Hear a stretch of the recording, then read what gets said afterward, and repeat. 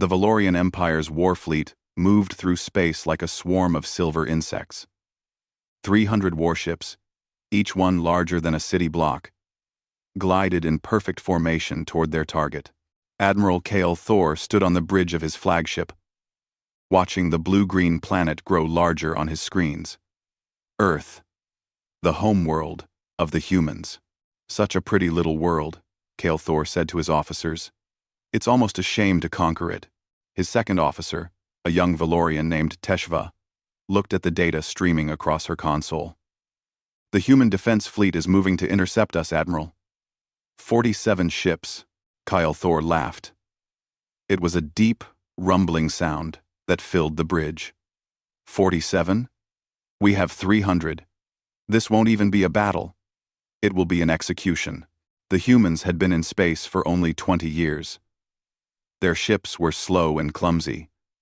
Their weapons were weak. The Valorian Empire had ruled the stars for 5,000 years. This would be easy. But then something strange appeared on the sensors. Admiral, Teshva said, her voice uncertain. There's something out here. A ship. It's very old. Cale Thor walked over to look at her screen. The object was tumbling slowly through empty space, dark and silent. It looked dead. What is it? He asked. According to our database, it's human. Very human. I think it's from their first attempts at faster-than-light travel. It must be 200 years old. Maybe more. Cale Thor smiled. A museum piece. How quaint. Ignore it. We have a planet to conquer. 200 years earlier, Earth had been different. Humanity had just discovered how to travel faster than light. They were excited and terrified at the same time. They knew that space might hold friends or enemies, and they wanted to be ready. So, they built the HSS Indomitable. Captain G1 Park had stood on the bridge of the Indomitable on launch day, proud and nervous. Her crew of 47 people were the best Earth had to offer. Engineers, weapons specialists, pilots, doctors, all of them volunteers, all of them ready to test a ship that might not work. This is experimental technology, the Earth Defense Commander had told her. The fusion pulse drive has never been tested in real conditions. You might not come back. We know, G1 had replied. But someone has to go first. The Indomitable was a weapon, pure and simple. It had railguns that could fire metal slugs at incredible speeds. It had missiles tipped with nuclear warheads. It had Gauss cannons and kinetic kill vehicles. Everything on the ship was designed to destroy, because humans knew how to destroy. They had been doing it to each other for thousands of years. The test flight was supposed to last 1 week. They would jump to a nearby star system, test the weapons on some asteroids, and come home. But something went wrong. The fusion pulse drive activated, and the universe twisted. G1 remembered pain, and light, and then, nothing. The emergency systems had put the entire crew into cryosleep, freezing them in time while the ship's AI tried to find its way home. It never did. The Indomitable drifted through space, dark and silent, for 2 centuries.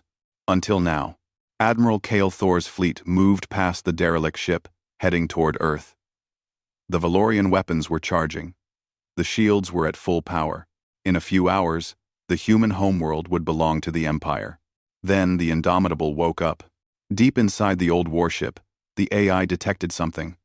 Massive energy signatures. Weapons charging. A fleet in battle formation. Heading toward Earth. The AI checked its programming. Protect Earth. Defend humanity. Wake the crew if Earth is threatened. Cryopods hissed open. Lights flickered on. Ancient systems groaned back to life. G1 gasped as she woke, her lungs burning. Around her, her crew was waking too, confused and disoriented. Lieutenant Min Seo Choi was coughing. Engineer Sergeant Tae-Yang Kim was checking his console with shaking hands. What happened? G1 asked. Status report. Tae-Yang's face went pale as he read his screen. Captain, We've been asleep for 203 years. The bridge went silent. That's impossible, Mincio whispered. It's true, Taeyang said. And Captain, Earth is under attack. There's a massive fleet heading for our homeworld right now. Ji-won pulled herself out of the cryopod, her muscles weak. 200 years. Everyone she knew was dead. Her family, her friends, everyone. But Earth was still there. Earth was still home. Get me a comm channel, she ordered. A moment later, her voice echoed through space, reaching the Valorian flagship. This is Captain Ji-won Park of the Earth warship HSS Indomitable. We've been in cryosleep. What's happening to Earth?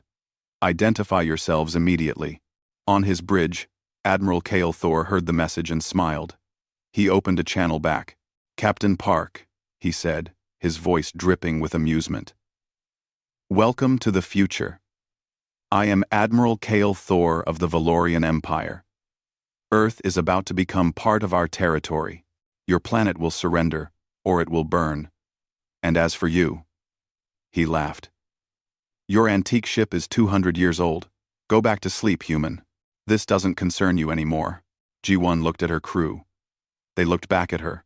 They were all thinking the same thing. Lieutenant Choi, Ji-won said quietly. Weapons status. Minseo checked her console. A slow smile spread across her face. All systems operational, Captain. Railguns loaded. Missiles armed. We're ready to fight.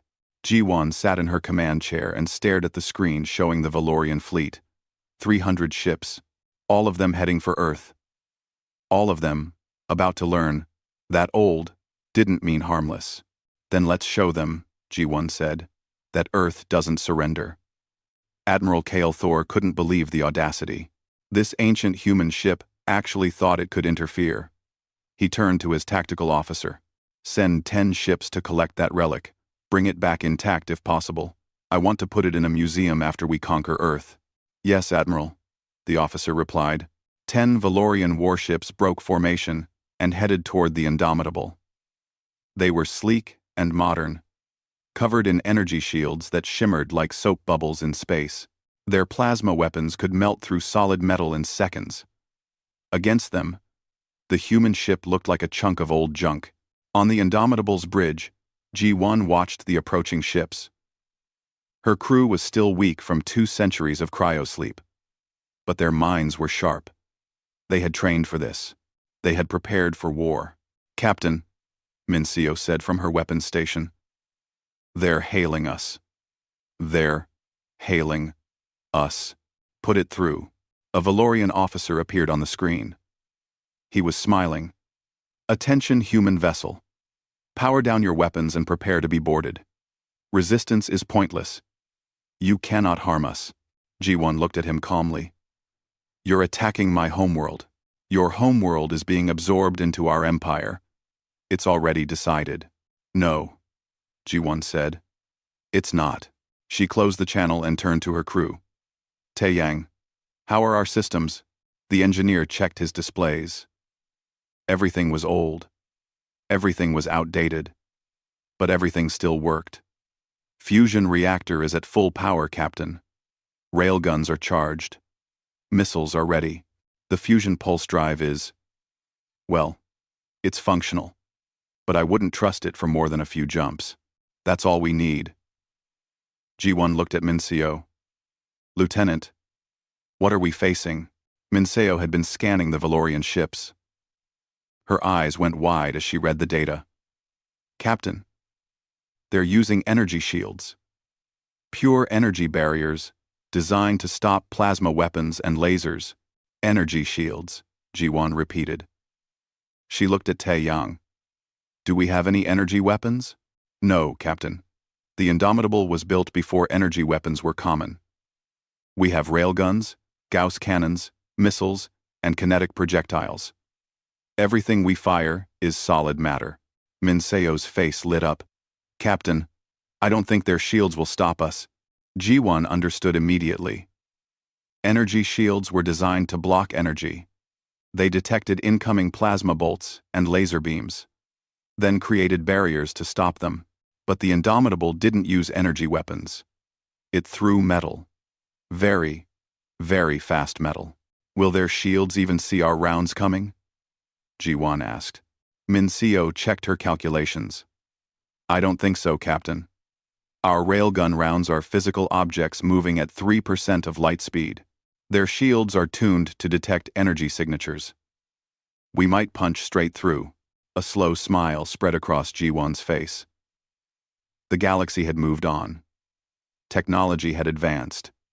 Everyone used energy weapons now because they were sophisticated and modern. But the Valorians had forgotten something important. Simple worked too. All crew, this is the captain, Ji-won announced over the ship's intercom. We're going to engage the enemy. They think we're primitive. They think we're weak. Let's show them what humans can do. Battle stations. Alarms rang through the old ship. The crew strapped into their seats. Taeyang diverted all available power to weapons and shields. Yes, they had shields too, but theirs were simple metal armor, not sophisticated energy barriers. The 10 Valorian ships approached in a standard formation. They weren't worried. Their sensors showed the Indomitable carrying chemical explosives and metal projectiles. Primitive technology. Harmless. Target the lead ship, Ji-won ordered. Fire railguns. The Indomitable shuddered. 3 railguns fired simultaneously, launching tungsten slugs at incredible velocity. The rounds crossed the distance in a fraction of a second. The Valorian shields didn't even activate. The tungsten slugs punched through the hull of the lead ship like paper. The impacts created massive holes. Atmosphere exploded out into space. Internal explosions ripped through the ship's interior. The lead Valorian ship broke in half. On the other Valorian ships, alarms screamed. What happened? Their captain shouted. The shields didn't stop them. Unknown, sir. The projectiles passed right through. Ji-won didn't give them time to adapt. Launch missiles. All tubes. Nuclear-tipped missiles roared out of the Indomitable's launch tubes. They were old-fashioned. They used chemical propulsion. But they worked. The Valorian point defense systems tried to respond, but they were designed to shoot down energy-based missiles and fast-moving plasma. These were slow, physical objects. The defensive lasers missed half of them. 8 nuclear explosions lit up space. 4 more Valorian ships were destroyed instantly. 2 more were crippled, spinning helplessly with their hulls torn open. Impossible, Admiral Kale Thor roared from his flagship. 10 ships can't be defeated by 1 ancient vessel. But they were. In 90 seconds, all 10 Valorian ships were either destroyed or disabled. Ji-won's crew sat in stunned silence. Then Taeyang laughed. It was a wild, slightly hysterical sound. We did it. It actually worked. Don't celebrate yet, Ji-won said, watching her sensors. There are still 290 more ships out there.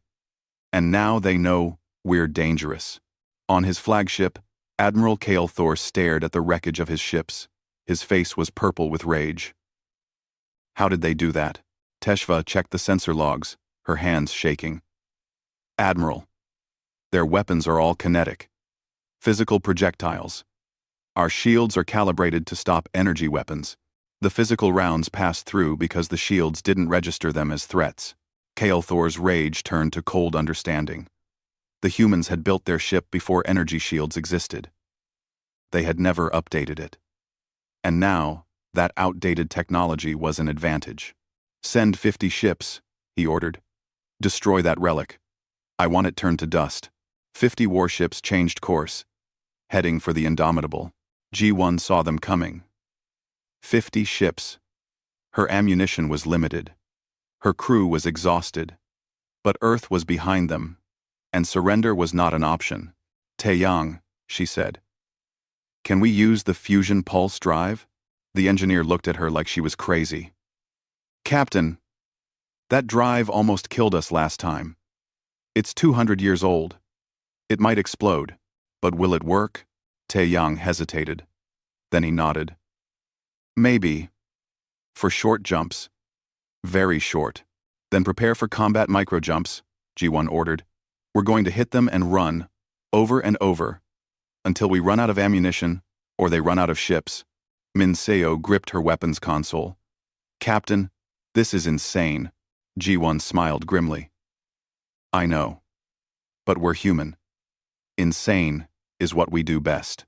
The 50 Valorian ships opened fire, filling space with plasma bolts, and the Indomitable disappeared, jumping away in a flash of twisted light.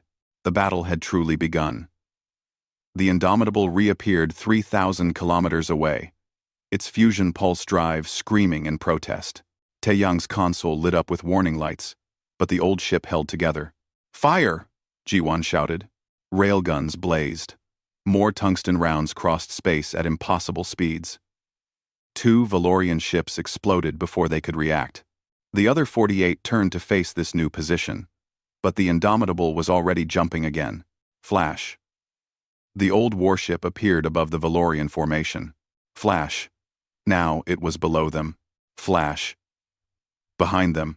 Each time it appeared, the Indomitable fired everything it had. Railguns, missiles, Gauss cannons. The Valorian ships tried to follow. Tried to predict where the ancient vessel would appear next. But they couldn't. The fusion pulse drive was unpredictable, even to the humans using it. This drive is completely unstable. Taeyang yelled over the noise of alarms. We could appear inside a planet, or in the middle of a star. Then we'd better make these shots count, G1 replied. Minseo fired again and again, her hands moving across the weapons controls like a pianist. Each shot was calculated. Precise. She didn't waste ammunition. She couldn't afford to. 10 minutes into the battle, 15 more Valorian ships were destroyed, but the Indomitable was paying a price too. The old armor was cracking under plasma fire, the fusion reactor was running hot, and worst of all, ammunition was running low. Captain, Minseo reported, her voice tight. We're down to 40% ammunition. If we keep firing at this rate, we'll be empty in 10 minutes. G1's mind raced. 47 enemy ships, still operational. Not enough bullets for all of them. But maybe she didn't need to destroy them all. Maybe she just needed to buy time. Time for what? For Earth's defense fleet to figure out what she already knew. Open a channel, G1 ordered. Broadcast to all human ships. Maximum power. Channel open, Captain.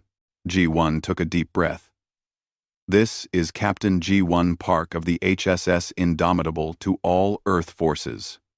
The Valorian energy shields cannot stop physical projectiles. I repeat. Kinetic weapons pass straight through their shields. Use mass drivers, missiles, anything solid. Aim for their hulls. Park out. On Earth's defense ships, commanders listened to the message with growing excitement.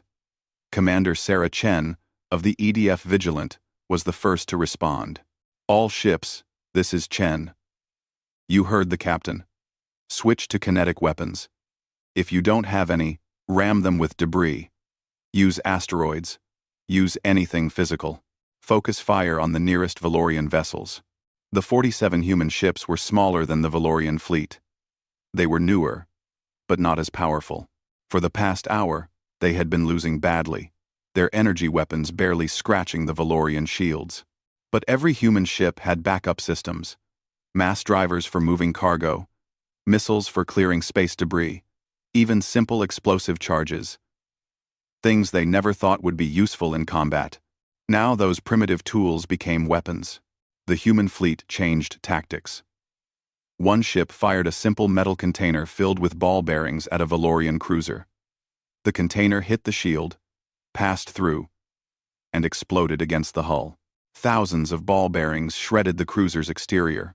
Another human ship launched mining charges, designed for breaking up asteroids. They slammed into a Valorian destroyer and tore it apart from the inside. The Valorian fleet was in chaos. They were designed to fight enemies who fought like them, with energy weapons and shields. They had no defense against opponents who threw rocks. Admiral Cale Thor watched his fleet falling apart, and felt something he had never experienced before. Fear. "All ships, focus fire on that ancient vessel," he screamed. "Destroy it now." But the Indomitable kept jumping. It appeared, fired, and vanished again. The fusion pulse drive was glowing red-hot. Taeyang was performing miracles to keep it running, bypassing burned-out circuits and rerouting power through systems that were never designed to handle it. "Captain, we can't keep this up," he shouted. "The drive is going to explode. Just a few more jumps," Ji-won replied. Flash. The Indomitable appeared in the middle of the Valorian formation. This time, Minseo didn't fire the railguns. She fired everything else. Every missile. Every Gauss round. Every kinetic kill vehicle they had left. The old ship's magazines went empty in a storm of metal and explosives. 6 Valorian ships died in the barrage. 5 more were crippled. "We're out of ammunition," Minseo reported quietly. Ji-won looked at her crew. They were exhausted. The ship was falling apart around them, but they had done something impossible. One ancient warship had destroyed or disabled 30 Valorian vessels and bought Earth's fleet the knowledge they needed to fight back. "Then it's time for the final move," Ji-won said. She turned to Taeyang. "Can we make one more jump?" "A big one?" Taeyang looked at his console. The fusion pulse drive was barely holding together. "One more jump might work. Or it might tear the ship apart. If we're lucky," he said. "What's the target, Captain?" Minseo asked. Ji-won pointed at her tactical display. At the center of the Valorian fleet was Admiral Kale Thor's flagship. It was massive, 3 times larger than any other ship. "We're going to ram it." The bridge went silent. Then, slowly, each crew member nodded. They had known from the beginning this might be a one-way mission. 200 years ago, they had accepted that risk. That hadn't changed. "Evacuation plan?" Taeyang asked.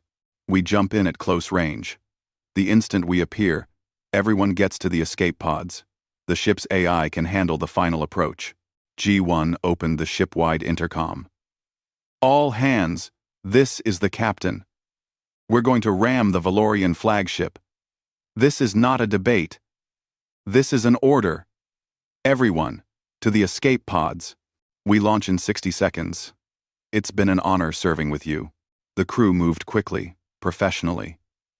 They had drilled for evacuation hundreds of times 2 centuries ago. Their bodies remembered the motions, even if their minds were still catching up to the future. Ji-won was the last one on the bridge. She programmed the AI with the final course, then looked around at the old ship one more time. The Indomitable had been her home for what felt like a week but was actually 200 years. It had protected her crew through impossible circumstances. Now it would make one final sacrifice. "Thank you," she whispered to the ship. Then she ran for the escape pods. 60 seconds later, the Indomitable made its final jump. It appeared less than a kilometer from Admiral Kale Thor's flagship, moving at a significant fraction of the speed of light. The Valorian crew had 3 seconds to realize what was happening. The escape pods ejected from the Indomitable in all directions, their tiny engines pushing them away as fast as possible, and the ancient Earth warship, its fusion pulse drive at maximum power, its AI calculating the perfect angle, slammed into the flagship like the fist of an angry god. The fusion reactor went critical on impact. The pulse drive detonated. The remaining fuel exploded. Admiral Kale Thor's flagship, along with 20 ships around it, simply ceased to exist. The shock wave sent Valorian vessels tumbling through space. On Earth, people watched the flash of light and knew that something incredible had just happened. In the escape pods, Ji-won and her crew watched their ship die in glory, taking a fleet's command structure with it. The Indomitable was gone, but its legacy had just begun. The silence, after the explosion, was deafening. What remained of the Valorian fleet floated in disarray, leaderless and confused. Admiral Kale Thor was dead. His flagship was debris. The command structure he had built over decades was gone in an instant. Commander Sarah Chen of the Earth Defense Fleet saw her chance. All human ships, advance. Hit them with everything we've got. The 47 Earth vessels surged forward. They had been losing an hour ago. Now they knew how to win. Mass drivers hurled chunks of metal. Mining charges flew through space. One clever captain even used his ship's cargo bay to launch frozen water containers that shattered into deadly ice shrapnel. Every piece of solid matter that hit a Valorian ship passed straight through their shields and tore into their hulls. The Valorians tried to retreat, but they were panicking. Ships collided with each other in their haste to escape. Some tried to return fire, but their plasma weapons were useless against Earth's simpler metal armor. Within 20 minutes, another 40 Valorian ships were destroyed or surrendered. The remaining vessels fled, jumping to faster-than-light speed and running for their lives. Earth had won.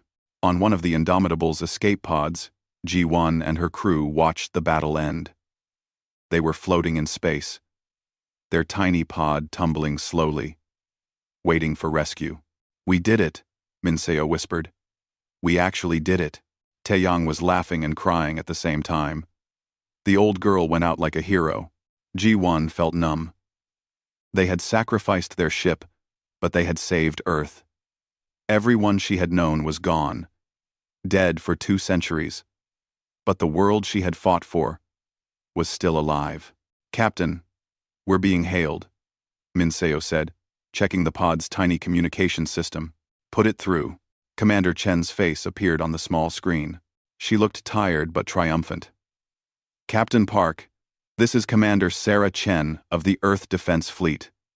We're coming to pick you up. You and your crew are heroes. You saved us all." G1 smiled weakly. "Just doing our job, Commander. Your job was 200 years ago. You should have been resting in peace. Instead, you came back and won us a war." Chen's voice was thick with emotion. "Welcome home, Captain. Welcome to the future." 3 days later, G1 stood on Earth for the first time in 2 centuries. The planet was the same, but completely different. The cities were larger. The sky had more traffic. The people looked at her with awe and wonder. She and her crew were taken to Geneva, to the headquarters of the United Earth Government. The building was beautiful, all glass and steel rising into the sky, nothing like the simple structures G1 remembered. Inside, they were met by President Amara Okafor, a tall woman with kind eyes. "Captain Park," the president said, shaking G1's hand. "On behalf of all humanity, thank you. You gave us the key to victory." "We just used what we had," G1 replied. "That's exactly why you won." The president gestured for them to follow her. "Come. There's something you need to see." They walked through corridors filled with people who stopped to stare at them. G1 felt like a ghost. She was famous for dying 200 years ago, and now she was alive again. The president brought them to a large conference room. Inside, holographic displays showed the battle. Over and over, the footage played. The Indomitable jumping in and out of space, railgun rounds punching through Valorian shields, the final, glorious ram that destroyed the flagship. "This has been broadcast across the entire galaxy," President Okafor explained. "Every species, every government has seen it. Do you understand what you've done?" G1 shook her head. "You've changed galactic military doctrine forever," the president said. "For thousands of years, warfare has been about energy weapons and energy shields. Everyone built the same types of ships, used the same tactics. Then, you showed up with weapons that haven't been used in centuries and proved that simple can beat sophisticated." On the holographic displays, new footage appeared. Ships from dozens of species, all being retrofitted. Workers were installing mass drivers, kinetic cannons, missile tubes.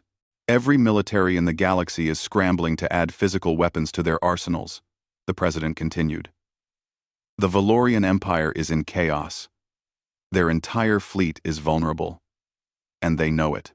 Other species that they conquered are rising up, using kinetic weapons to fight back. "Good," G1 said quietly. The president smiled. "The Galactic Council has called an emergency session. They want both Earth and the Valorian Empire to send representatives. They want to understand what happened. What will you tell them? G1 asked. The truth. That humanity fights differently because we learned to fight each other. We developed weapons to counter every defense because we've been fighting wars for our entire history. The president's smile faded. It's not something to be proud of, but it's kept us alive. A week later, G1 found herself on a ship heading for the Galactic Council station. It was a massive structure, orbiting a neutral star, home to representatives from 200 species. The council chamber was enormous, with seats rising in tiers around a central platform. G1 stood on that platform, feeling very small. Above her, representatives from across the galaxy watched. On another platform stood a Valorian officer. Not Admiral Kale Thor, but his successor, Commander Velkoth. He looked humiliated. The council speaker, a being that looked like a floating jellyfish made of light, addressed them both. Commander Velkoth, explain how your fleet of 300 ships was defeated by one ancient Earth vessel and 47 smaller craft. Velkoth's voice was bitter. They used primitive weapons. Weapons that our shields were not designed to stop. Primitive weapons. The speaker repeated. Yet effective weapons. Yes. The speaker turned to G1. Captain Park, your species has been in space for only 20 years. Yet, you defeated an empire that has existed for 5,000 years. How? Quote, G1 thought carefully about her answer. We didn't try to fight like them. We fought like ourselves. Humanity has been at war with itself for all of our history. We know every trick, every tactic, every way to kill. When we built the Indomitable, we built it to fight other humans. We didn't know aliens would use energy shields because we barely had energy weapons. So your lack of advanced technology became an advantage, the speaker said. Yes. They built defenses against sophisticated enemies. We just threw rocks. Really, really fast. A ripple of sound went through the chamber. Some species were laughing. Others were horrified. All of them were thinking the same thing. Humans were dangerous. The speaker was quiet for a long moment. Then it spoke again. The Council has made a decision. The Valorian Empire will pay reparations to Earth for this unprovoked attack. Furthermore, Earth is granted protectorate status. Any species that attacks humanity will answer to this council. Velkoth looked like he wanted to protest, but he stayed silent. The speaker continued. Let this be a lesson to all species. Technology alone does not guarantee victory. Sometimes, the oldest methods are the most effective. Captain Park, you have the gratitude of the council. G1 bowed and returned to her seat. Later, as she walked through the station, Minseo caught up with her. Captain, did you see their faces? They're all terrified of us now. Good, G1 said. Fear means respect, and respect means they won't attack Earth again. What happens to us now? Taeyang asked, joining them. G1 smiled. I don't know. We're 200 years out of our time. Everyone we knew is gone. We're relics, just like the Indomitable was, but useful relics, Minseo pointed out. Maybe. G1 agreed. Maybe we still have a purpose. 6 months after the battle, G1 stood in a museum on Earth, staring at a holographic display. It showed the Indomitable in its final moments, ramming into the Valorian flagship in a blaze of light. They're calling it the most important battle in galactic history, a voice said behind her. G1 turned to see President Okafor approaching. The president smiled sadly. How are you adjusting? It's hard, G1 admitted. Everything is different. The food tastes wrong. The air smells strange. Even the way people talk has changed. You've been through something no one else has experienced. 200 years is a long time. My family is gone. My friends. My world. G1 looked back at the display. Sometimes I wish we had stayed asleep. G1. G1, G1, G1, but you didn't. You woke up and saved billions of lives. The president stood beside her, watching the hologram. The galaxy has changed because of you. Do you know what they're calling Earth now? What? The Death World.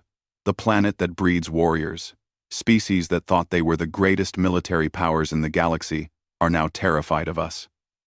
The president chuckled. It's ironic. We only wanted peace. We built the Indomitable to defend ourselves. Now, everyone thinks we're planning to conquer them. Are we? G1 asked. No, but we're not going to be victims anymore either. The president turned to face G1 directly. I have an offer for you, Captain. Earth is building a new fleet, not just defense ships, but a real navy. We need experienced officers to lead it. Officers who understand that sometimes the simple solution is the best solution. You want me to command your fleet. I want you to help build it. You and your crew. You understand something that took the galaxy thousands of years to forget. That fancy technology doesn't win wars. Strategy wins wars. Adaptability wins wars. Thinking differently wins wars. G1 was quiet for a long moment. What kind of ships are you building? The president smiled. Come with me. I'll show you. They took a shuttle to a construction facility in orbit around Mars. G1 had never seen anything like it. Dozens of massive ships were being built simultaneously, each one a hybrid of old and new technology. We're calling them the Indomitable class, the president explained as they drifted past one of the ships.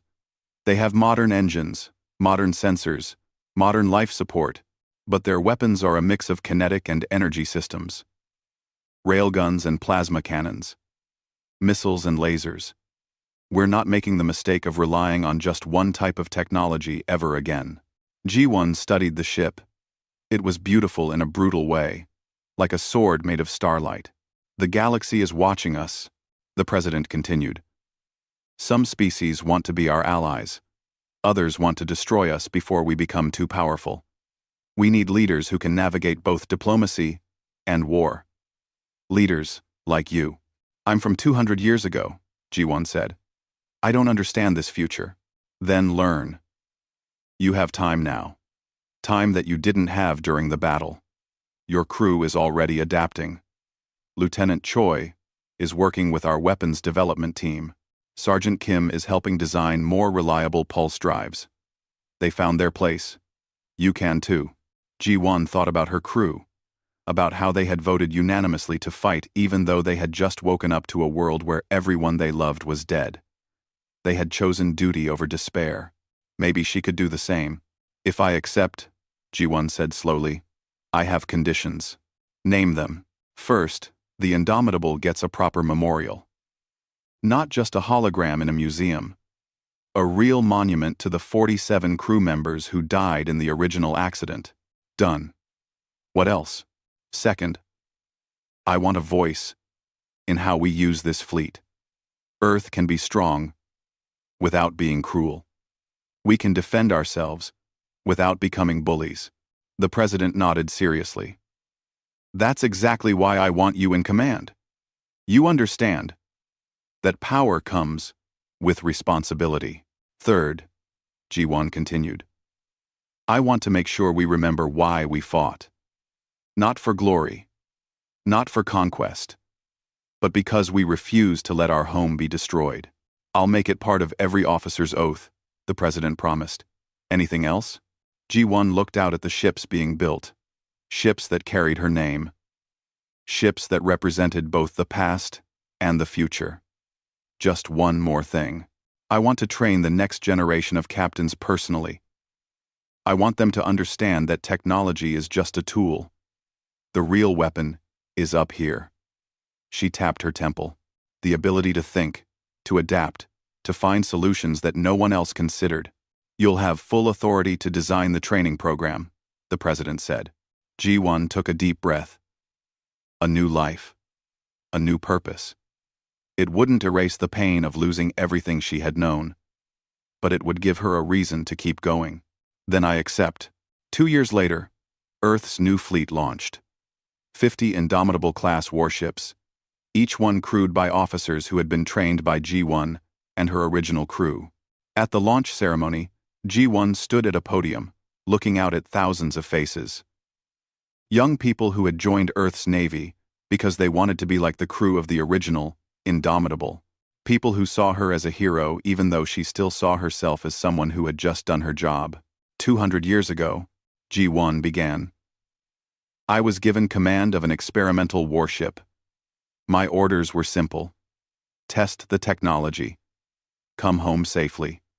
I failed those orders. My ship was lost.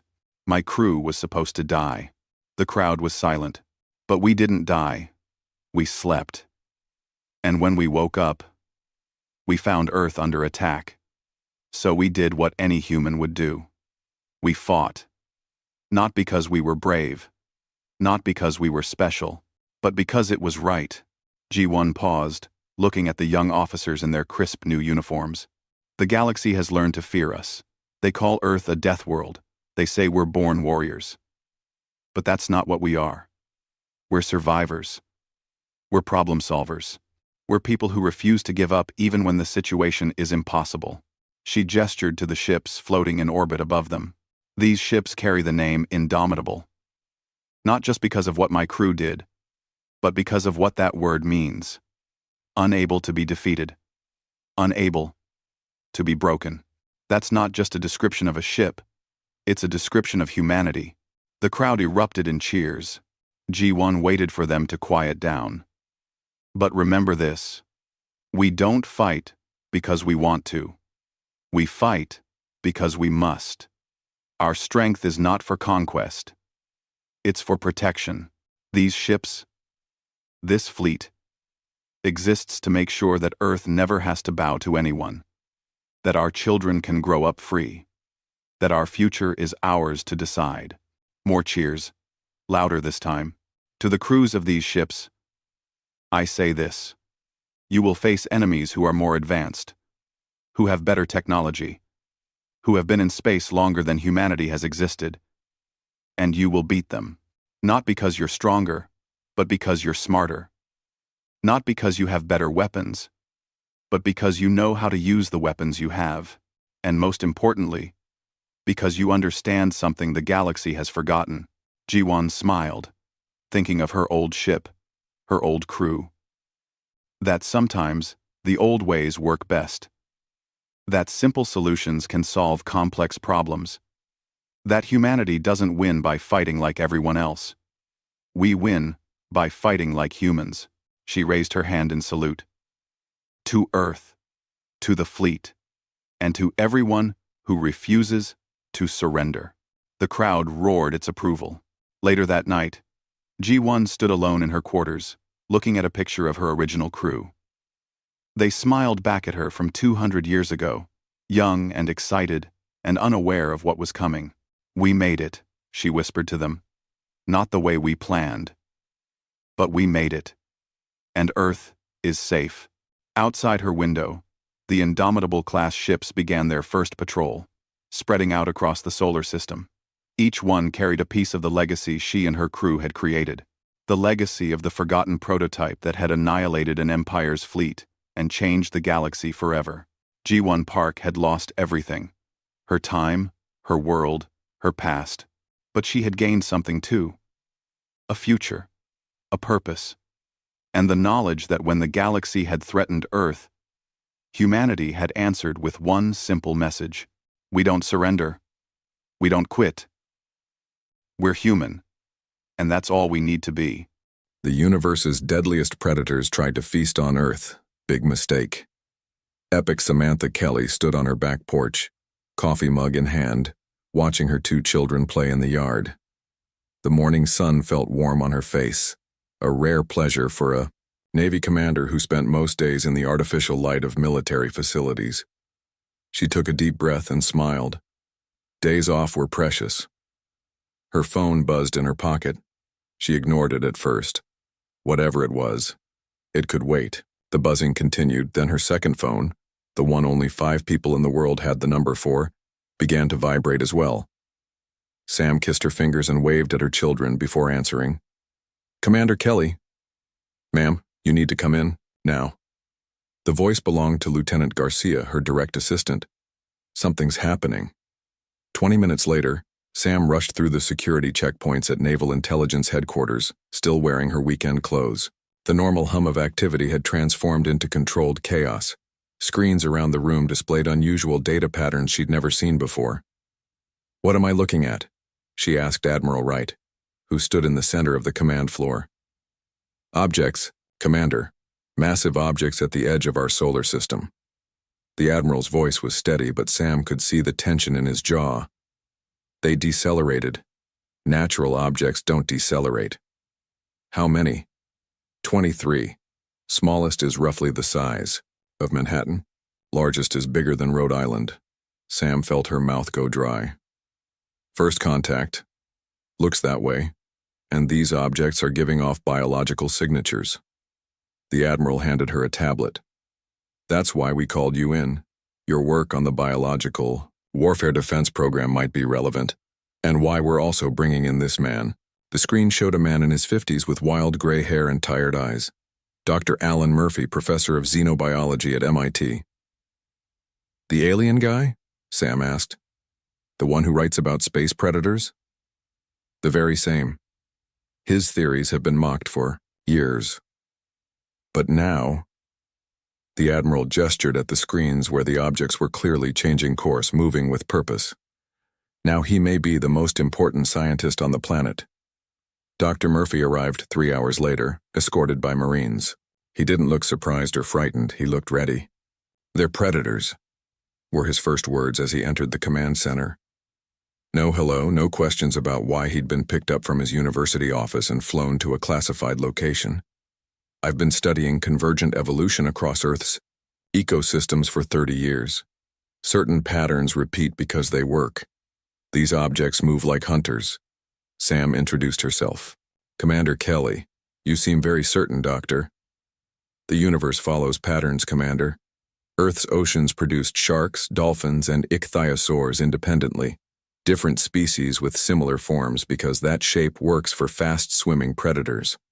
I've been saying for years that if predator species evolved intelligence elsewhere, they would follow patterns we can recognize.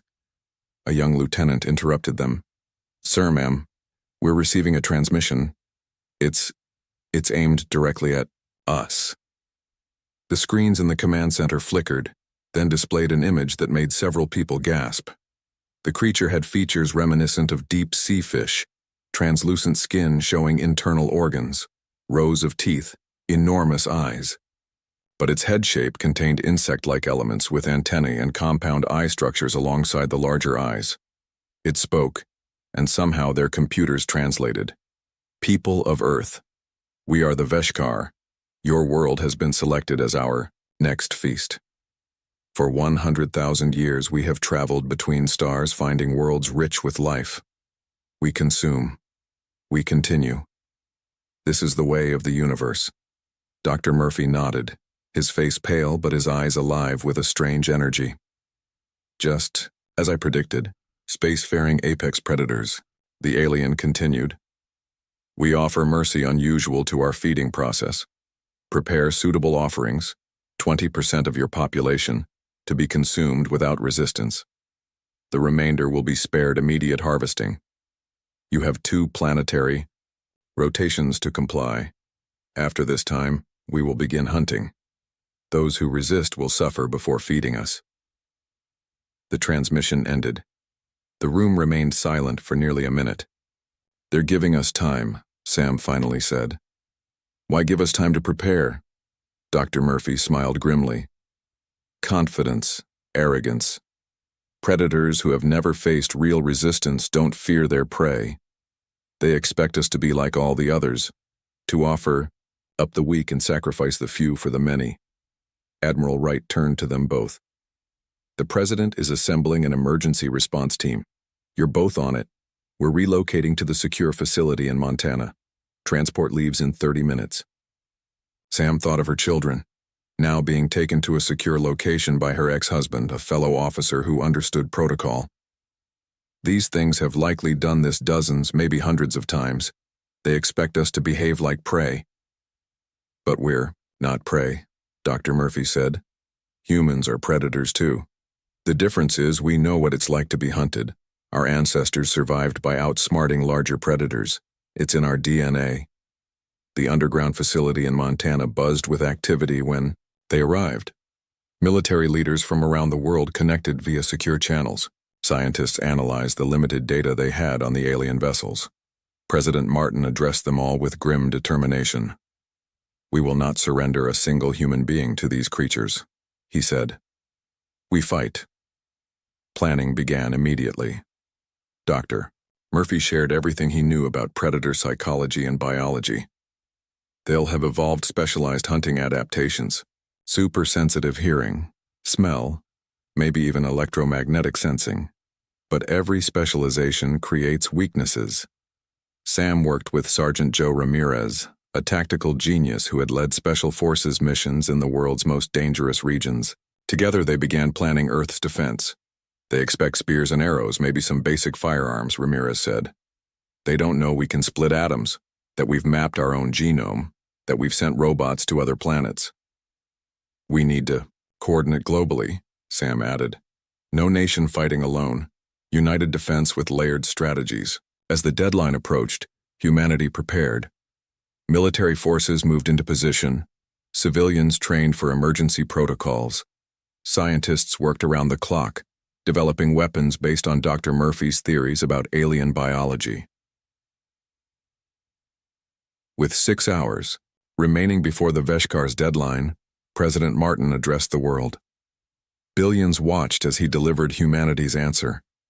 "To the creatures threatening our world, we offer you nothing but defiance. Earth is not prey. Come and find out." Why? The first alien vessels began entering Earth's atmosphere exactly when they promised. The Veshkar, true to their nature, kept to their hunting schedule. They expected terror, surrender, perhaps token resistance. Instead, they met humanity, a species that had clawed its way to dominance on a planet full of predators, that had survived ice ages and asteroids, plagues and wars. A species that, when threatened, fought back with everything it had. The battle for Earth had begun. The universe's deadliest predators tried to feast on Earth. Big mistake. Epic, the Veshkar ships broke through the clouds like massive sea creatures swimming through ocean depths. Their biological hulls pulsed with strange light as they descended toward major cities around the world. From these living vessels came smaller craft, hunting organisms released like spores from a mushroom. Pilot Linda Ortiz sat in the cockpit of her F-35, one of 200 fighters waiting in the upper atmosphere. Her heart hammered in her chest, but her hands remained steady on the controls. "Remember the plan?" came Commander Kelly's voice through her headset. "They expect primitive resistance. Let's show them what humans can do when threatened." "Copy that," Linda replied. She looked at the photo taped to her instrument panel, her parents and younger brother smiling back at her. "Beginning attack run now." The squadron of fighters swooped down toward the largest Veshkar ship hovering over the Pacific Ocean. The alien vessel was enormous, easily 5 miles long, shaped like a deep-sea angler fish stretched to impossible proportions. Its skin rippled, with patterns of light that Dr. Murphy had identified as communication signals. Linda led the first wave, targeting the spots Dr. Murphy's team had identified as likely sensory organs. The fighters fired not conventional missiles but new weapons designed specifically for this fight. Electromagnetic pulse warheads that would disrupt the biological electrical signals that kept the massive creatures functioning. The first missiles struck home. The Veshkar ship convulsed, its skin patterns flashing wildly. More fighters swept in, targeting the same areas. The creature ship wailed, a sound that carried even through the vacuum near space, transmitted as electromagnetic pulses that human equipment translated to sound. "It's working!" Linda shouted as she banked her fighter around for another pass.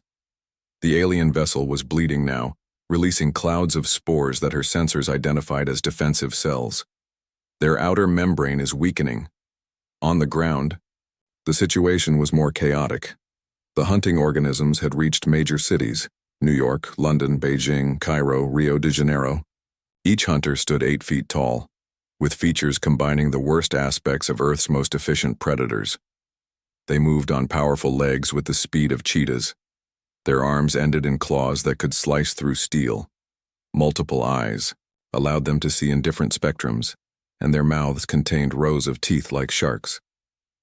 In New York, Sergeant Joe Ramirez coordinated the ground defense from a command center beneath Manhattan. Screens showed the hunters moving through the city streets, pursuing civilians who were actually military personnel in disguise, leading the aliens into prepared traps. Spring Sector 5, Ramirez ordered as a group of hunters entered Times Square. The disguised soldiers ducked into subway entrances. The hunters followed, sensing easy prey. Once below ground, the tunnel ahead was suddenly blocked by a wall of flame as hidden flamethrowers activated. The hunters screamed, a high-pitched sound that made the soldiers' ears bleed despite their protection. "They don't like fire," Ramirez noted, watching through helmet cameras. Dr. Murphy was right. In the Montana bunker, Dr. Murphy and Dr. Olivia Grant monitored incoming data from around the world. They had just hours to identify weaknesses in the alien biology. "The hunters are communicating with the motherships," Dr. Grant said, pointing to signal patterns on her screen. "But there's a delay. They're not a true hive mind, more like a network with lag." Dr. Murphy nodded excitedly. "That's our advantage, if we can disrupt or confuse those signals." He turned to Commander Kelly, who stood nearby coordinating. "Global military responses. We need to capture one, alive." The battle for Earth's skies continued. Linda's squadron had managed to severely damage 3 Veshkar ships, but at heavy cost. Half her pilots were gone, their fighters destroyed by defensive spores that ate through metal and glass in seconds. Linda's own fighter was damaged, one wing partially dissolved by alien bioacid. She struggled to maintain control as she lined up for what would likely be her final attack run. "This is for Earth," she whispered, then launched her remaining missiles directly at what appeared to be the ship's mouth, a massive opening that had begun to extend toward the ocean below, preparing to feed on marine life. The missiles disappeared into the dark opening. For several seconds nothing happened. Then the entire front section of the Veshkar ship bulged outward. The creature ship convulsed violently, its skin patterns going dark in sections like lights being switched off. "Direct hit on what appears to be a digestive organ," reported the analysis team. "The ship is losing altitude, it's going down in the Pacific." Linda allowed herself a brief smile before focusing on landing her damaged fighter on the nearest aircraft carrier. The first Veshkar ship had fallen. In Cairo, a team led by Captain Ben Mason had managed to isolate a hunter from its pack. Using sound weapons that disoriented the creature, they forced it into a specially designed containment chamber, then sedated it with gases based on Earth predator tranquilizers, modified according to Dr. Murphy's theories. "Package secured," Mason reported. "Transporting to research facility now." The Veshkar response was swift and terrible. The remaining ships released thousands more hunters, along with new organisms, flying creatures with transparent wings and needle-like mouths designed to inject paralytic toxins. In the Montana bunker, the captured hunter was already providing valuable information. Dr. Grant had developed a method to tap into its neural pathways, allowing them to access basic information about the Veshkar biology and hierarchy. "They've never encountered resistance like this," she told the assembled military leaders. "In their entire history, every species they've found has either been pre-technological or surrendered immediately." "So we've surprised them," President Martin said. "Good. What else?" "They're governed by a matriarch," Dr. Murphy explained, pointing to neural activity patterns. "One consciousness spread across multiple vessels. Cut off the head, so to speak, and the body will be disoriented." Commander Kelly studied the data. "Which ship contains this matriarch?" Dr. Grant shook her head. "Not one ship. Parts of her consciousness exist in all of them, but the main concentration appears to be in the largest vessel, the one still holding position beyond our atmosphere." As the first day of battle ended, Humanity had suffered heavy losses but achieved what no species had before. They had killed Veshkar ships and captured a hunter alive. The aliens withdrew their forces to higher altitudes, outside the range of fighter jets. In the dark of night, the remaining Veshkar ships pulsed with complex light patterns. They were communicating, planning. For the first time in their long history of consuming worlds, the predators faced prey that fought back effectively. The matriarch's consciousness rippled with an unfamiliar sensation. Uncertainty. Dawn would bring the second wave of the Veshkar attack, but Earth would be ready. The universe's deadliest predators tried to feast on Earth. Big mistake. Epic, the matriarch's vast consciousness stretched across the Veshkar fleet. For millions of years, her species had consumed world after world without serious resistance. Now she faced something new. These humans fought back with unexpected skill and technology. They had even killed one of her vessel bodies, something no prey species had ever accomplished. She sent a new command to her remaining ships. Release the infiltrators. Dawn broke over a damaged but defiant Earth. Smoke rose from cities where battles had raged through the night. Military forces regrouped, counting their losses and preparing for the next wave. In the Montana bunker, Dr. Murphy worked without sleep, studying data from the captured hunter. "These readings can't be right," he said, rubbing his tired eyes. Dr. Olivia Grant looked over his shoulder at the screen displaying the hunter's cellular structure. "The cells are changing," she confirmed, "adapting their shape and function." "Shapeshifters," Dr. Murphy whispered. "They're sending infiltrators." Commander Kelly immediately ordered new security protocols. "All personnel must be scanned before entering any secure facility. If these things can mimic humans, we need a way to detect them." Dr. Grant had an idea. "Their body temperature should be different from ours, and their electrical signals won't match human patterns exactly." Within hours, her team developed scanner devices that could detect these subtle differences. They distributed the technology to military bases worldwide, just as reports came in of strange behavior among some soldiers. At a base in Germany, a security officer noticed a man walking oddly, his movements too smooth, too precise. The scanner confirmed he was not human. Special forces quickly contained the infiltrator, but not before it killed 3 people with strength no human possessed. Similar scenes played out across the globe. The Veshkar infiltrators were good, but not perfect, in their mimicry of human behavior. Their movements were too efficient, their speech patterns slightly off. Most were discovered quickly, but some penetrated deep into military structures. In the Pacific, the wounded Veshkar ship that Linda Ortiz had helped bring down lay partially submerged. A team of Navy SEALs approached in stealth boats, led by Lieutenant Paul Wilson. Their mission: gather biological samples and plant explosives to finish destroying the massive creature ship. "Stay alert," Wilson warned his team as they climbed onto the pulsing hull. "This thing might still be alive." The surface felt warm and slightly soft beneath their boots, like walking on firm muscle. They cut their way inside, finding twisted corridors that resembled giant arteries. The air was thick with a sweet, rotting smell. "There," Wilson pointed ahead. "That looks like a control center." They entered a chamber filled with glowing organs that pulsed with light in patterns similar to computer displays. But what horrified them most was what they found in the chambers beyond. Rows upon rows of transparent sacs containing partially dissolved bodies of various alien species. "They keep them alive," the team's biologist whispered in horror. "They're feeding on them slowly. Maximum pain, maximum fear." "That's what they planned for us," Wilson said grimly. "Plant the charges. We're blowing this nightmare to hell." Back at the Montana bunker, Commander Kelly met with Dr. Murphy, Dr. Grant, and Sergeant Ramirez. They needed a new strategy. Defense alone wouldn't win this war. "We need to take the fight to them," Kelly said. "How?" Ramirez asked. "Their ships are beyond our atmospheric reach now." Dr. Murphy spread out diagrams of the Veshkar biology on the table. "We use their nature against them. Predators can't resist certain stimuli, movement patterns that trigger their hunting instincts.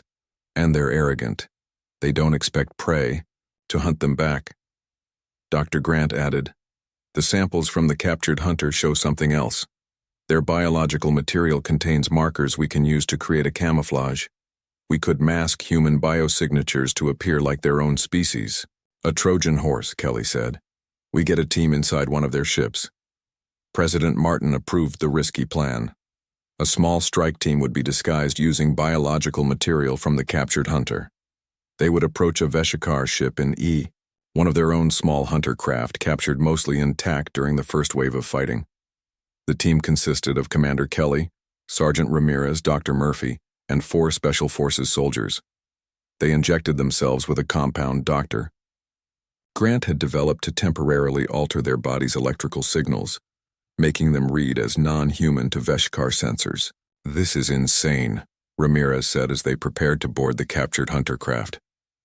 Sometimes insanity is the only rational response, Dr. Murphy replied, checking his equipment one last time. The hunter craft rose from Earth on modified engines. It approached the smallest Veshikar ship, which hovered at the edge of space. Kelly transmitted signals copied from their captured hunter, mimicking a returning scout. To their surprise, it worked. The massive biological vessel opened a port, allowing them entry. They landed in a docking chamber lined with the same muscular tissue Wilson's team had found in the downed ship. Stay together, Kelly whispered as they exited their craft. Plant the bioweapons at the locations we identified, then get out. They moved through pulsing corridors, hiding whenever actual hunters passed by. Dr. Murphy led them toward what he believed was the ship's central nervous system, based on the captured hunter's neural patterns. What they found there confirmed their worst fears. The ship contained vast chambers filled with transparent pods. Inside each pod was a member of a different alien species kept alive but partially dissolved, their nervous systems connected to the ship itself. Just as Wilson reported, Kelly said, her voice tight with controlled rage. They don't just eat their prey, they torture them. The pain feeds them somehow, Dr. Murphy said, scanning the chambers with a handheld device. It's part of their metabolism. They planted specialized bioweapons designed to attack the ship's nervous system with a virus that would cause it to destroy itself. As they were finishing, alarms began to sound, biochemical signals pulsing through the ship's tissue. They've detected us, Ramirez said. Run! The team fought their way back toward their craft, facing hunters who emerged from side passages. The Special Forces soldiers provided covering fire, allowing Kelly, Ramirez, and Dr. Murphy to reach the craft. 2 soldiers didn't make it. The remaining 2 barely managed to jump aboard as Kelly powered up the engines. They escaped just as the Veshikar ship began to convulse violently, the bioweapon already taking effect. As they returned to Earth, they watched the infected ship twist and writhe in space, its light patterns becoming erratic, then going dark, completely. One more down, Kelly said. But dozens remained, and now the matriarch knew humans could infiltrate her vessels. The next phase would be even more dangerous. Inside the surviving ships, the matriarch's consciousness rippled with a new emotion, rage. The universe's deadliest predators tried to feast on Earth. Big mistake. Epic the matriarch had never directly communicated with prey before. In thousands of years of hunting across the stars, it had never been necessary.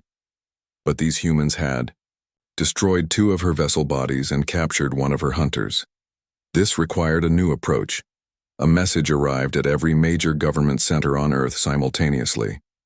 The image that appeared on screens was more formed this time, more deliberate in its attempt to look less frightening to human eyes.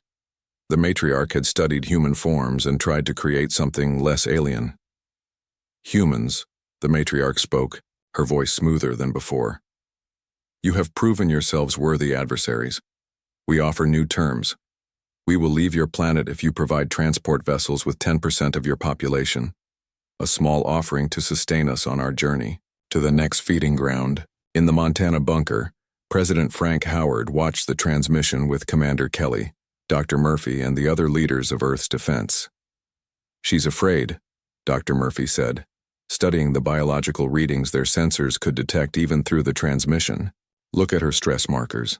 She's never had to negotiate before. President Howard stood up. Prepare our response. All ships, all weapons. We attack in 6 hours. Earth had spent the 3 days since the infiltration mission building every weapon they could. Nuclear missiles had been modified based on what they now knew about Veshkar biology. Scientists had worked around the clock to develop new bioweapons specifically designed to attack the aliens' nervous systems. But the true weapon was information. Dr. Murphy and Dr. Grant had made an incredible discovery while analyzing the Veshkar communication signals. They use a standard frequency, Dr. Grant explained to the world leaders gathered for the final briefing. It's how they coordinate across multiple ships. If we broadcast on this frequency, we can reach any species they've previously encountered. You mean other victims? Asked the Chinese president. Yes, Dr. Murphy said. Our data suggests they've left small populations alive on many worlds, food stocks for future harvesting. If we can reach these survivors, tell them how to fight the Veshkar, we create a multi-planet rebellion, Commander Kelly finished. 6 hours later, humanity launched its counteroffensive. Every remaining missile, fighter jet, and weapon system targeted the Veshkar ship simultaneously. At the same time, powerful transmitters around the world began broadcasting a simple message on the Veshkar frequency, repeating in mathematical patterns that could be understood across language barriers. The predators can be killed. This is how the message included everything Earth had learned about Veshkar biology, their weaknesses, and methods to fight them. In space, the Veshkar ships began to move, trying to retreat from Earth's orbit. But they had not expected the small stealth satellites Earth had launched days earlier, positioned behind each ship. These satellites now activated, firing electromagnetic pulses that confused the biological navigation systems of the vessels. Linda Ortiz, now commanding one of the few remaining fighter squadrons, led the attack on the disoriented ships. Her fighters carried specialized missiles designed to penetrate the Veshkar hulls and deliver the bioweapons directly to their nerve centers. Remember, she told her pilots, aim for the sensory clusters we identified. One hit in the right spot can disable an entire ship. The Veshkar launched their hunters in massive waves, thousands of the predator organisms descending toward Earth like a rain of teeth and claws. But ground forces were ready. Under Sergeant Ramirez's coordination, anti-aircraft systems targeted the biological drop pods before they could even open. In New York, a landed Veshkar vessel smaller than the others had established a foothold in Central Park. It pulsed with angry light as it released hunter after hunter into the city. Ramirez led a ground assault team armed with weapons loaded with the engineered virus. Stay in formation, he ordered as they approached the living ship.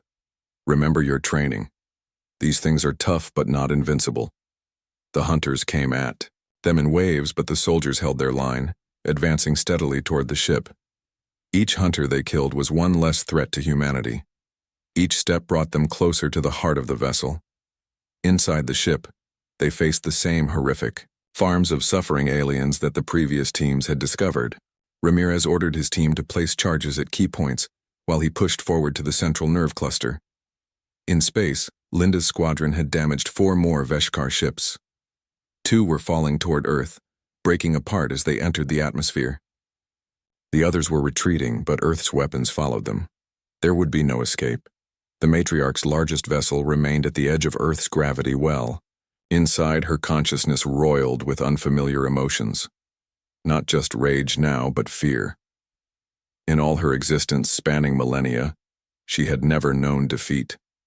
Her species had evolved to be the perfect predators, and yet these humans fought with unexpected ferocity and intelligence.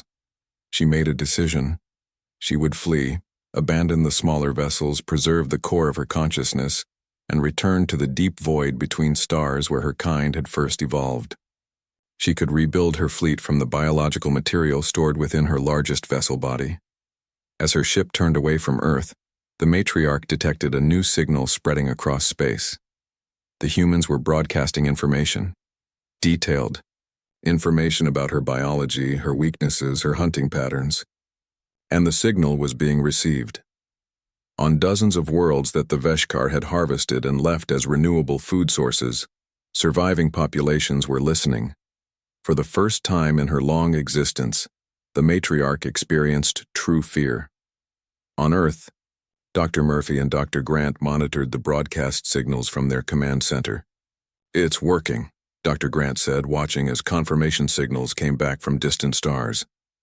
"They're receiving our message." "We're not just saving Earth," Dr. Murphy said. "We're saving the galaxy from these predators." In New York, Ramirez's team had reached the heart of the landed vessel. They planted their largest charges directly on what appeared to be the ship's brain, a pulsing mass of neural tissue the size of a bus. "Fire in the hole," Ramirez said as his team retreated to a safe distance. The explosion that followed was not just physical but biological. The ship screamed as its nervous system collapsed, the sound carrying for miles across the wounded city. Across the planet, similar scenes played out as humanity pressed its advantage. The predators who had come to feast found themselves becoming prey, hunted by the very species they had dismissed as simple food. In orbit, Linda's fighters pursued the retreating matriarch's vessel. The massive living ship accelerated, pushing beyond Earth's orbit toward the darkness of deep space. But Linda had one more surprise waiting. "This is for every species you've ever hunted," she whispered as she gave the command to fire. "The universe's deadliest predators tried to feast on Earth. Big mistake." Epic Linda's order to fire sent the last of humanity's special bioweapons racing toward the matriarch's fleeing vessel. The missile streaked across space, a tiny speck against the vast darkness carrying Earth's final answer to the Veshikar threat. The matriarch sensed the approaching weapon and attempted evasive maneuvers, her massive ship body twisting in ways that defied normal physics. But the missile, guided by AI programmed with everything humans had learned about Veshikar movement patterns, adjusted its course perfectly. Impact. For a moment, nothing seemed to happen. The missile had penetrated the thick biological hull but caused no visible explosion.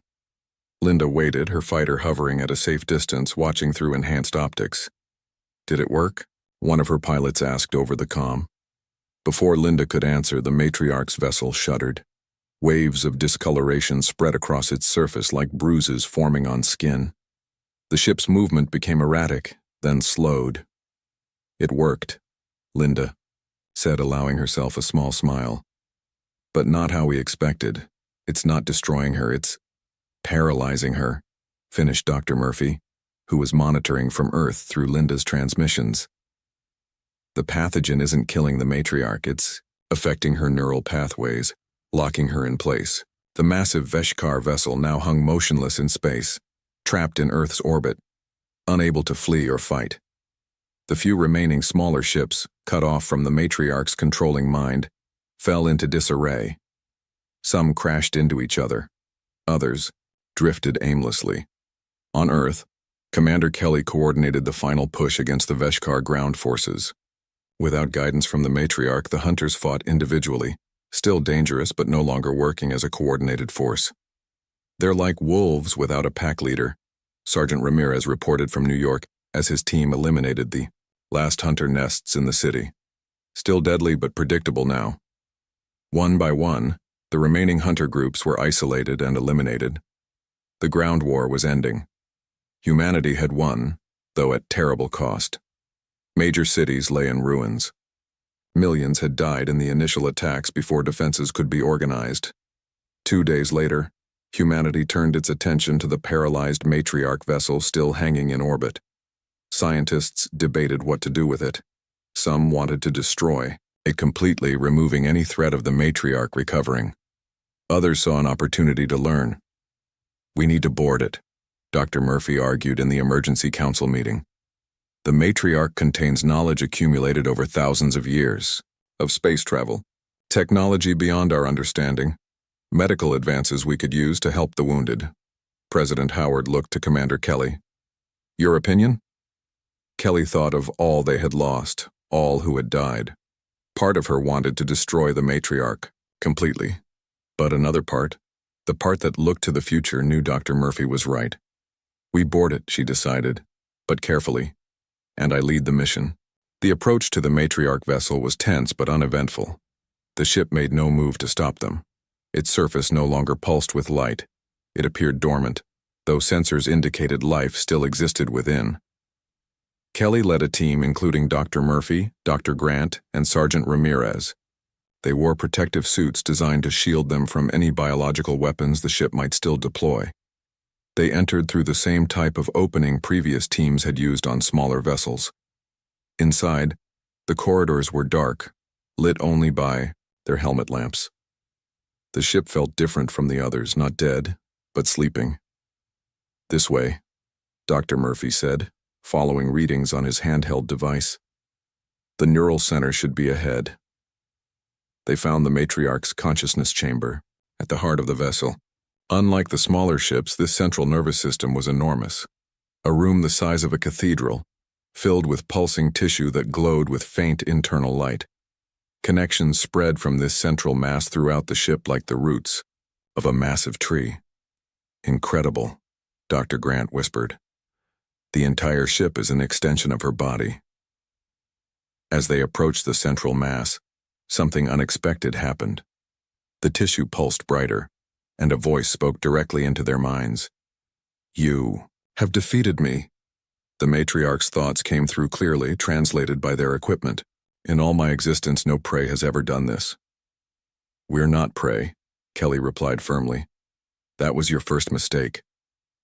The matriarch's consciousness rippled. "I sense your intention to study me, not destroy me. Why show mercy to one who came to consume your world?" Dr. Murphy stepped forward. "Because that's another difference between us. We can choose to be better than our instincts." What followed was the strangest negotiation in human history. The matriarch, for the first time, engaged with her food. She learned that humans had evolved as predators themselves, but had developed, beyond mere hunting, to build civilization. A concept entirely foreign to the Veshkar. "Your pathogen," the matriarch communicated. "It does not just paralyze, it changes my neural patterns. I feel differently." Dr. Grant checked her readings. "The virus is rewriting portions of her brain chemistry. It's affecting how she processes emotion." "I can feel the pain of others now," the matriarch said. "The suffering we caused. It is overwhelming." Over the following weeks, humanity began the long process of rebuilding. The knowledge gained from the matriarch accelerated medicine and technology by decades. Treatments developed from Veshkar biology healed injuries that would have been permanent before. Their biological propulsion systems revolutionized space travel. More importantly, contact was established with other species the Veshkar had victimized. Earth sent ships to help these civilizations rebuild, forming the foundation of an interstellar alliance. The matriarch remained in Earth orbit, her ship body serving as both prison and embassy. The virus had fundamentally changed her, giving her something the Veshkar had never possessed: empathy. She provided knowledge and helped coordinate the effort to find and neutralize other Veshkar hunting packs that still roamed distant parts of the galaxy. 6 months after the invasion, Commander Kelly stood at a window in the new space station built near the matriarch's vessel. Earth shone blue and green below, already healing from the wounds of war. "They came to consume us," Dr. Murphy said, joining her at the window. "Instead, we changed them." "And ourselves," Kelly added. "We're not just an Earth species anymore.